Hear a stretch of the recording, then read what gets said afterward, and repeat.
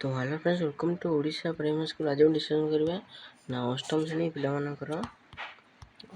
पिलामानकर द्वितीय सामाजिक सूचक माननीकरण 2024 माने आनुअल एग्जाम ओडिया पूरा 100% रिलीज प्रश्न उत्तर आसी ओडिया देखुन विषय भाषा होची ओडिया तो 100% रियल क्वेश्चन देखुन 100% रियल क्वेश्चन आसी तुम देखो श्रेणी अष्टम शिक्षार्थी नाम लिख रोल न लिख विभाग एवं तारीख लिख विद्यालय नाम ये लिख विभाग जिला तर पूर्ण संख्या रही 50 परसेंट संख्या रही 28 है और समय रही 2 घंटा। देखो ये तुम निरीक्षक स्वाक्षर तुम जी रही निरीक्षक स्वाक्षर बाहर 100% रियल प्रश्न उत्तर ही मो वीडियो को भल लगे लाइक करदे है सांग मैंने जिते पार्सन शेयर करदे जल्दी आम चैनल के 5K सब्सक्राइब कंप्लीट करूँ अन्य रियल क्वेश्चन तुम अपलोड हम class 1 to 8 real question upload हो देखना 100% देखो वीडियो आरंभ शेष पर्यटन देखो है जाकि तुम आंसर पाइपर ना पाइपर ना आम टेलीग्राम में जन टेलीग्राम में जन वीडियो डिस्क्रिप्शन लिंक रही यार PDF पाइपर है आंसर मतलब छड़ा हो PDF पाइपर चलते वीडियो आरंभ करवा।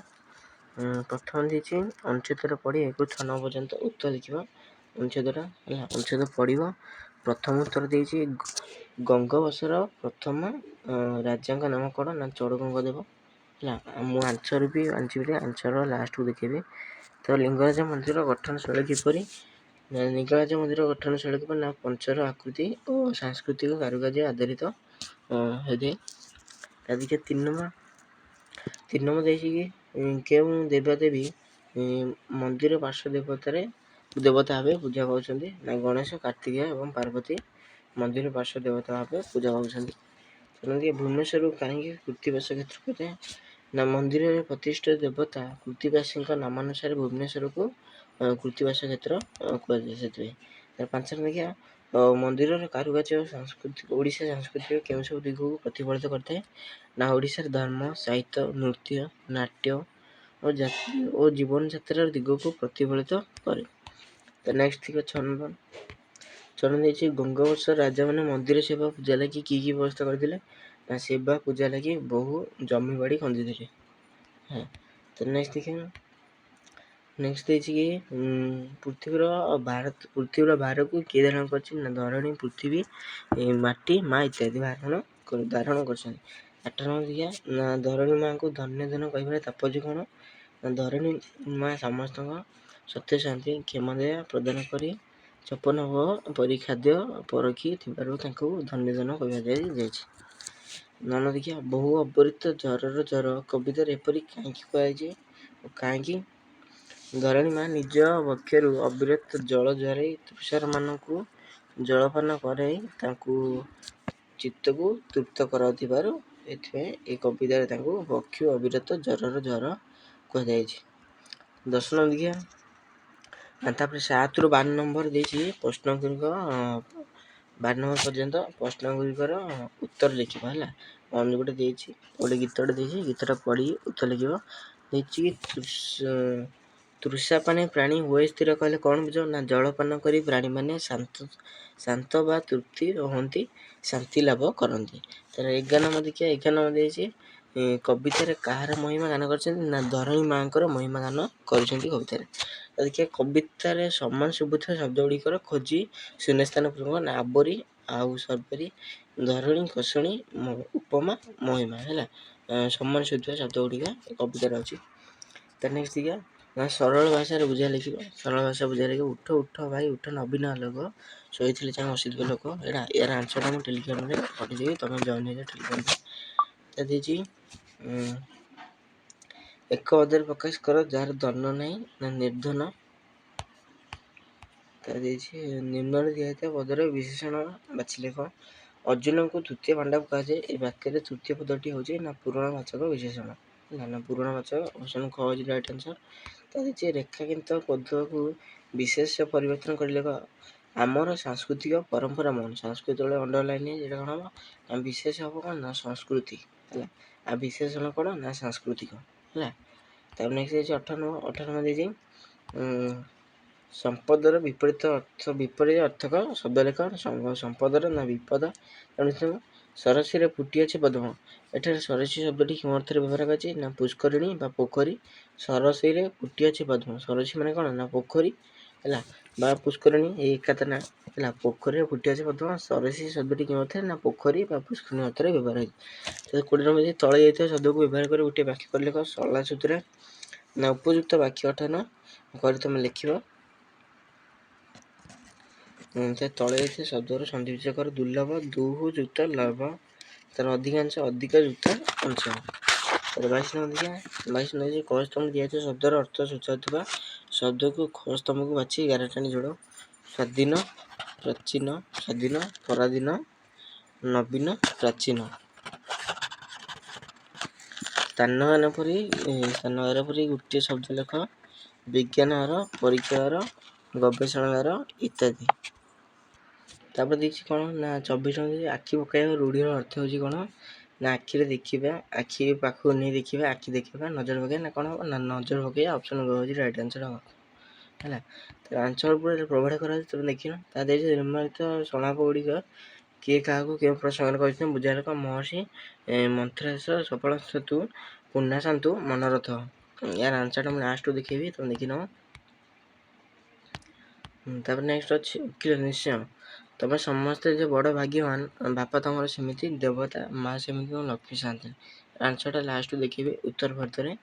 ତାପରେ ନେକ୍ସଟ ଅଛି କ'ଣ? ନା ନିମ୍ନଲିଖିତ 27 ନମ୍ବର ଅଛି ନିମ୍ନଲିଖିତ ପ୍ରସଙ୍ଗ ମଧ୍ୟରୁ 80ଟି ଶବ୍ଦ ମଧ୍ୟରେ ଯେକୌଣସି ଗୋଟିଏ ପ୍ରଶ୍ନ ବିଷୟରେ ଉତ୍ତର ଲେଖ। ସଡ଼କ ସୁରକ୍ଷା, ତୁମ ବିଦ୍ୟାଳୟ, ଜଳ ସଂରକ୍ଷଣ। ମୁଁ ତୁମ ବିଦ୍ୟାଳୟ ବିଷୟରେ 80ଟି ଶବ୍ଦ ମଧ୍ୟରେ ଗୋଟେ ଆଣିଛି ବୋଲି ହେଲା। 5 ମାର୍କ ରହିଛି। 5 ମାର୍କ ତମେ ଲେଖିବ କେମିତି? ନା ଆମ ବିଦ୍ୟାଳୟ ଉପକ୍ରମ ଦେବ। ନା ବିଦ୍ୟାଳୟ ହେଉଛି ଛାତ୍ରଛାତ୍ରୀମାନଙ୍କର ମନ୍ଦିର। ଆମ ବିଦ୍ୟାଳୟ ମୋର ବହୁତ ପ୍ରିୟ। ମୁଁ ପ୍ରାଣକୁଶ ଉଚ୍ଚ ପ୍ରାଥମିକ ବିଦ୍ୟାଳୟ। ମୁଁ ତମ ସ୍କୁଲ ନାଁ ଲେଖିବ ଏଠି। ନା ଏକ ପୁରାତନ ବିଦ୍ୟାଳୟ। ଆମ ବିଦ୍ୟାଳୟ ଏତିକି ମସିହାରେ ସ୍ଥାପିତ ହୋଇଛି। ତମେ ଏଟା ବିଦ୍ୟାଳୟ କେତେ ମସିହା ସ୍ଥାପିତ ଲେଖିବ। ଅନେକ ଛାତ୍ରଛାତ୍ରୀମାନେ ଏଠାରେ ପାଠ ପଢ଼ି ବୁଦ୍ଧି ବଳରେ ବିଭିନ୍ନ ସରକାରୀ ବେସରକାରୀ ଅନୁଷ୍ଠାନରେ ଚାକିରି କରିଛନ୍ତି। ତାର ଉପକ୍ରମ ପରେ ଆମ ଅବସ୍ଥିତି ଲେଖିବ। ନା ଆମ ବିଦ୍ୟାଳୟ ଅତି ସୁନ୍ଦର। ବିଦ୍ୟାଳୟରେ 5ଟି ଶ୍ରେଣୀ, କୋଠରୀ, ପାଠାଗାର, ଗୋଟିଏ କାର୍ଯ୍ୟାଳୟ ଅଛି। ତା ଭିତରେ ଗୋଟିଏ ସଭାଗୃହ ମଧ୍ୟ ଅଛି। ବିଦ୍ୟାଳୟ ସମ୍ମୁଖରେ ଏକ ସୁନ୍ଦର ବଗିଚାଟା ଅଛି। ପଛ ପାଖରେ ପରିଷ୍କାର ପାଇଖାନା ମଧ୍ୟ ଅଛି। ତମ ଭିତରେ ଯାହା ପାଉଛ ତମ ବିଦ୍ୟାଳୟ ବିଷୟରେ ତମେ ସେ ଲେଖିବ। ନା ଅବସ୍ଥିତି, ନା ଆମମାନଙ୍କର ଖେଳକୁଦ ପାଇଁ ଏକ ଖେଳ ପଡ଼ିଆ ମଧ୍ୟ ରହିଛି। ବିଦ୍ୟାଳୟ ଚାରିପାଖରେ ପାଚେରୀ ଅଛି। ଭିତରେ ଏକ ନଳକୂଅ, ଗୋଟିଏ ପତାକା ସ୍ତମ୍ଭ ରହିଛି। ଶିକ୍ଷା ବ୍ୟବସ୍ଥା କ'ଣ ଲେଖିବ? ନା ଆମ ବିଦ୍ୟାଳୟରେ ପ୍ରାୟ 300 ଜଣ ଛାତ୍ରଛାତ୍ରୀ ପାଠ ପଢ଼ନ୍ତି। ଛାତ୍ରଛାତ୍ରୀମାନେ ବସି ପାଠ ପଢ଼ିବା ପାଇଁ ବେଞ୍ଚ, ଡେସ୍କ, ସରକାରଙ୍କ ତରଫରୁ ପ୍ରତିବର୍ଷ ବହି, ମାନଚିତ୍ର, ଗ୍ଲୋଭ୍ସ, ଡଷ୍ଟର, କଳାପତା ଇତ୍ୟାଦି ଯୋଗାଯାଇଛି। ଏବେ ତମର 5T ମଧ୍ୟ ହେଇଗଲାଣି। 5T ବିଷୟରେ ତମେ ଲେଖିପାରିବ। ଶିକ୍ଷା ବ୍ୟବସ୍ଥା 5T ବିଷୟରେ ହେଲା। ତାପରେ ଶିକ୍ଷା ବ୍ୟବସ୍ଥା ଦେଖିବ। ନା 5 ଜଣ ଶିକ୍ଷକ, ଶିକ୍ଷୟିତ୍ରୀ, ଜଣେ ପ୍ରଧାନ ଶିକ୍ଷକ, ଜଣେ ଖେଳ ଶିକ୍ଷକ ଅଛନ୍ତି। ସେମାନେ ଉତ୍ତମ ଭାବରେ ଶିକ୍ଷାଦାନ କରନ୍ତି ହେଲା। ତାପରେ ନେକ୍ସଟ ଦେଖିବ। ନିତିଦିନର କାର୍ଯ୍ୟ, ବିଦ୍ୟାଳୟ 10ଟାରେ ଖୋଲିଥାଏ। ଅପରାହ୍ନ 4ଟାରେ ବିଦ୍ୟାଳୟରେ କାର୍ଯ୍ୟ ଶେଷ ହୁଏ। ପ୍ରତିଦିନ ସକାଳ 6:30 ଶନିବାର ଆରମ୍ଭ ହୁଏ ବିଦ୍ୟାଳୟ। ପ୍ରତି ପିରିୟଡ଼ ଶେଷ ବେଳକୁ ବେଲଟି ବାଜିଥାଏ। ସବୁ ସ୍କୁଲରେ ବାଜିଥାଏ। ନିତିଦିନ କାର୍ଯ୍ୟ କ'ଣ ଲେଖିବ? ଆଉ ଅଛି ନା ପିଲାମାନେ ପାଠପଢ଼ା ସହିତ ବଗିଚାରେ କାମ ମଧ୍ୟ କରନ୍ତି। ଖେଳ ପିରିୟଡ଼ ସମସ୍ତେ ସାଙ୍ଗ ହେଇ ଖେଳୁ। ପିଲାମାନେ ପାଠ ପଢ଼ିବା ପାଇଁ ଏକ ପାଠପଢ଼ା ରହିଛି। ଏଠାରେ ପାଠ୍ୟ ପୁସ୍ତକ ସହିତ ବିଭିନ୍ନ ପ୍ରକାର ପୁସ୍ତକ ରହିଛି। ସେମାନଙ୍କ ପାଇଁ ଗପ ବହି ଇତ୍ୟାଦି ରହିଛି। ତମର ଏବେ ଯେଉଁ 5T ହେଲା, କମ୍ପ୍ୟୁଟର ରୁମ୍ ଆସିଲା, ଇଲେଭେନ୍ ଆସିଲା, ସାଇନ୍ସ ପ୍ରାକ୍ଟିକାଲ ରୁମ୍ ଆସିଲା, ତା ବି ତମେ ଲେଖିପାରିବ। ଉତ୍ସବ ପାଳନ, ଆମ ବିଦ୍ୟାଳୟରେ ବିଭିନ୍ନ ଉତ୍ସବ ପାଳନ କରାଯାଏ। ସେଥିମଧ୍ୟରୁ ଉତ୍କଳ ଦିବସ, ସରସ୍ୱତୀ ପୂଜା, ଗଣେଶ ପୂଜା, ସ୍ୱାଧୀନତା ଦିବସ, ଶିଶୁ ଦିବସ, ଗୁରୁ ଦିବସ, ସାଧାରଣତନ୍ତ୍ର ଦିବସ ଉତ୍ସବ ପାଳନ କରାଯାଏ। ଏଥିସହିତ ପ୍ରତିବର୍ଷ କ୍ରୀଡ଼ା ପ୍ରତିଯୋଗିତା ମଧ୍ୟ, ବାର୍ଷିକ ପୁରସ୍କାର ବିତରଣ ମଧ୍ୟ ପାଳନ ହୁଏ ତମ ସ୍କୁଲରେ ଲେଖିପାରିବ। ତାପରେ ଶେଷ କଥା ଲେଖିବ। ସେଥିରେ ଆମ ବିଦ୍ୟାଳୟ ଏସବୁ ବିଭିନ୍ନ ପ୍ରକାରର ବ୍ୟବସ୍ଥା ରହିଥିବାରୁ ବିଦ୍ୟାଳୟ ସମସ୍ତ ଛାତ୍ରଛାତ୍ରୀ ଉତ୍କଣ୍ଠାର ସହିତ ବିଦ୍ୟାଳୟକୁ ଆସିଥାନ୍ତି। ଆମ ବିଦ୍ୟାଳୟ ପାଇଁ ଆମେ ଗୌରବାନ୍ୱିତ ହେଲା। ଶେଷ କଥାରେ ଥିଲୁ। ତାପରେ ଶେଷ କଥାରେ ଆଉ ଲେଖିଯିବ। ନା ବିଦ୍ୟାଳୟରେ ପ୍ରତ୍ୟେକ ଛାତ୍ରଛାତ୍ରୀ ଏହିପରି ଗୌରବ ଅନୁଭବ କଲେ ଓ ନିଷ୍ଠାର ସହ କାର୍ଯ୍ୟ କଲେ ବିଦ୍ୟାଳୟଟି ସମଗ୍ର ରାଜ୍ୟରେ ଏକ ଆଦର୍ଶ ବିଦ୍ୟାଳୟ ପରିଗଣିତ ହୋଇପାରିବ। ତାପରେ ଦେଇଛି ନା ତୁମ ବିଦ୍ୟାଳୟରେ ହୋଇଥିବା ବାର୍ଷିକ କ୍ରୀଡ଼ା ପ୍ରତିଯୋଗିତା ବିଷୟରେ ନିଜର ଅନୁଭୂତି ବର୍ଣ୍ଣନା କରି ମାଙ୍କ ନିକଟକୁ ପତ୍ର ଲେଖ। କିମ୍ବାରେ ଦେଇଛି କ'ଣ? ନା କିମ୍ବାରେ ଦେଇଛି ବଣଭୋଜି ଆୟୋଜନ ପାଇଁ ପ୍ରଧାନଶିକ୍ଷକ ନିକଟକୁ ଦରଖାସ୍ତ ଲେଖିବା। 5 ମାର୍କ ରହିଛି। ମୁଁ ବଣଭୋଜି ଆୟୋଜନ ପାଇଁ ପ୍ରଧାନଶିକ୍ଷକ ନିକଟକୁ ଦରଖାସ୍ତ ଆଣିଛି ବୋଲି ଏଇଟା ଦେଖିଦେବା। ଅଛି କି ନା ବଣଭୋଜି ନିକଟକୁ କ'ଣ ଅଛି? ନା ମାନନୀୟ ଯେମିତି ଲେଖେ ତମେ ସେମିତି ଲେଖିଦେବ ହେଲା। ୟାର PDF ଫାଇଲ୍ ଗଲେ ଟେଲିଗ୍ରାମରେ ଜଏନ୍ ହେଇଯାଆନ୍ତୁ। ଭିଡ଼ିଓ ଡେସ୍କ୍ରିପ୍ସନରେ ଲିଙ୍କ୍ ଅଛି, ସେଠି ଯାଇକି ପାଇଯିବ। ଜଏନ୍ ହେଇକି ଏଇଟା ଆନ୍ସର୍ ପାଇପାରିବ। ନା ଶ୍ରୀଯୁକ୍ତ ପ୍ରଧାନ ଶିକ୍ଷକ, ସରକାରୀ ଉଚ୍ଚ ବିଦ୍ୟାଳୟ, ତମ ସ୍କୁଲ ନାଁ ଏଠି ଲେଖିବ। ନା ବିଷୟ କ'ଣ? ନା ବଣଭୋଜି ଆୟୋଜନ ପାଇଁ ନିବେଦନ ତାର ଲେଖିବା ମହାଶୟ ନିବେଦନ ଅଭିପ୍ରାୟ ଏହିକି ଯେ ଆମ୍ଭେ ଅଷ୍ଟମ ଶ୍ରେଣୀର ଛାତ୍ରଛାତ୍ରୀମାନେ ଆସନ୍ତା ଏତିକି ତାରିଖ ଦିନ ବଣଭୋଜି କରିବାକୁ ଇଚ୍ଛା କରୁଅଛି। ଏଥିପାଇଁ ଆମେ ଚିଲିକା ଯିବାକୁ ସ୍ଥିର କରୁଛୁ। ଆମ ଶ୍ରେଣୀ ଶିକ୍ଷକ ଆମ ସହିତ ଯିବା ପାଇଁ ରାଜି ହୋଇଛନ୍ତି।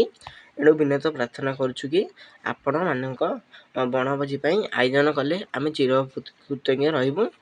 ଆପଣଙ୍କ ଆଗେଦନ ଛାତ୍ର ଭଞ୍ଜନଗର, ଏଠି ତୁମ ସ୍କୁଲ ନାଁ ଲେଖିବ ହେଲା। ଏଠି ତୁମ ଆଗେଦନ ଛାତ୍ର ନାମ, ଏଠି ମୁଁ କହିଦେଉଛି, ଏଠି ତୁମ ନାମ ଲେଖିବ, ଶ୍ରେଣୀ, ରୋଲ୍ ନମ୍ବର କେହି ତୁମ ମାଆ ମୁଁ ଏଠି ଲେଖିନି, ଏଇଟା ଆବଶ୍ୟକ, ନହେଲେ ତୁମ ମାର୍କ କଟିଯିବ। ଏଠି ତୁମ ରୋଲ୍ ନମ୍ବର ଲେଖିବ, ନାମ, ଶ୍ରେଣୀ, ରୋଲ୍ ନମ୍ବର ଏତିକି ଲେଖିବ। ଏଠି ତୁମ ଭଞ୍ଜନଗର ସ୍କୁଲ ନାଁ ଲେଖିବ, ସ୍କୁଲ ନାଁ ଲେଖିବ, ଆଉ ତାରିଖ ଥିବ ହେଲା। ତାର ନେକ୍ସଟ ଦେଖିବା, ନେକ୍ସଟ ଅଛି ଉତ୍ତରପଦ ଗୁଡ଼ା ଦେଖିନ ହେଲା। 50ଟି ତୁମର ରହିଛି ମୁଣ୍ଡ ସଂଖ୍ୟା 50। ମୁଁ ଗୋଟେ ଡିସ୍କସନ୍ କରିନି, ଦେଖିନ ହେଲା।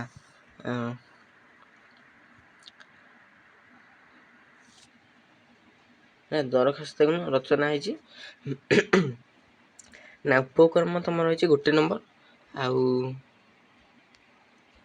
ଉପକ୍ରମ ତୁମର ରହିଛି 1 ନମ୍ବର, ବର୍ଣ୍ଣନା 3 ନମ୍ବର, ଉପସଂହାର 1 ନମ୍ବର, ଭାଷା ବର୍ଣ୍ଣନା ଶୁଦ୍ଧିକୁ ଦୃଷ୍ଟିରେ ରଖି ଦିଆଯିବ ନମ୍ବର ହେଲା।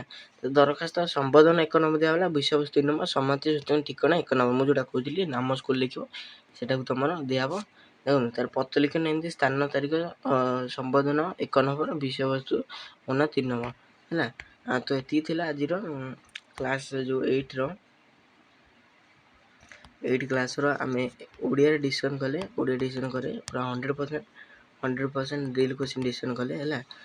ଶେଷରେ କହିଦେଉଛି, ଭିଡ଼ିଓ ଭଲ ଲାଗୁଥିଲେ ଲାଇକ୍ କରିଦେବେ, ନିଜ ସାଙ୍ଗମାନଙ୍କୁ ସେୟାର କରିଦେଉଛୁ ହେଲା।